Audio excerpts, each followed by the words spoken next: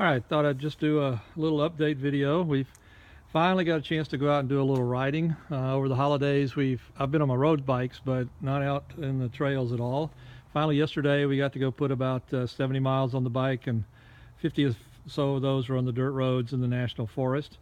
I hadn't been riding all that much on the out because it's hunting season during the holidays, and I don't really want to cause people conflict with the bike by roaming around in their hunting areas because they love to go out to the national forest. But it finally is getting where it's a beautiful day. It was 70 something degrees, so we decided let's take it out and give it a shot. And as you can see, we got into a little mud. It finally rained here after months and months, and over the holidays we got quite a bit of rain, so there's some nice mud to get to go through. I was quite happy to be on a light bike in a couple of places versus the big BMW, but we had a good time. Now, a couple things to show you. One is that I did install this HappyTrails brace up front, and I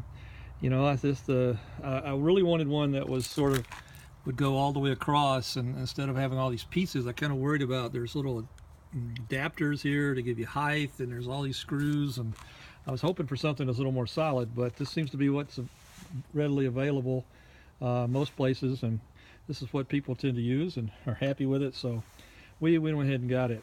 The other thing to tell you is once you get one of these HappyTrails, that's pretty much the entire instructions right there. It says put it together, make sure it's tight, and be careful. It's not particularly great, but you can look on the web and see how it fits. I wish there was some torque instructions about some of these, but we did our best, and we'll just keep checking them.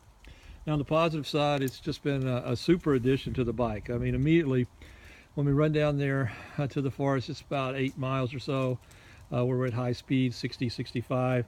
Immediately could notice a difference in handling, which is just great.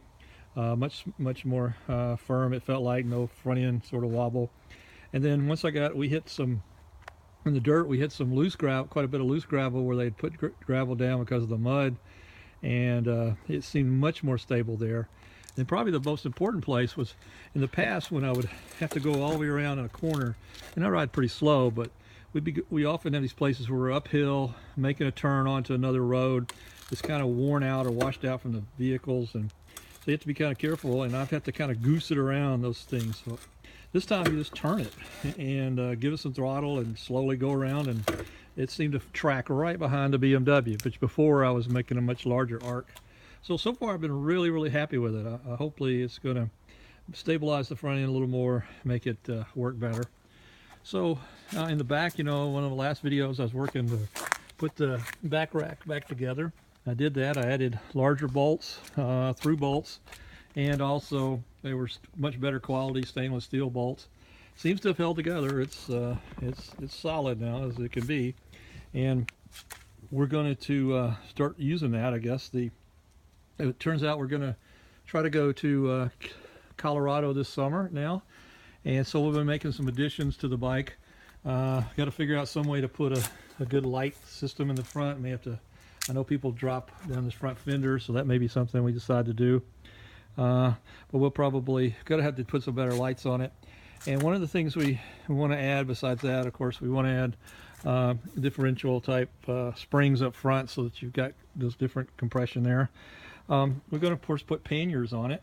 I'm going to use soft sides, and we'll take this off and put a soft sided top on it, waterproof top. But one of the weird things is that every pannier, the racks that I've seen tend to hook in down here on this foot peg, and then they hook up to this part back here on this, and then eventually they look like they all hook in here to where the lights are, and then there might be a piece that of course goes around connecting the two. But that seems, if you've got the original bolts that were up here, I can't imagine that that's particularly sturdy. I mean, I'm still worried about this one, even with the work that I've done on it. So if anybody knows how you might be able to improve that design or find a design that's better, please let me know, and we'll try to work with that, try to do something else. This all turns out that we're going to get to go to head up to the BMW training center in March, one up in South Carolina. I'll be back on a BMW, so that should be a bit interesting, but we're gonna do that, and that'll be I'll make sure to take the camera, take some nice pictures there. That'll be a good contrast to the rawhide operation that's out in California that we went to about a little over a year ago, and did some training, same type of training, but a different group of people. So we'll be able to compare and contrast. Make sure I do a video on that once we get there and get some of that.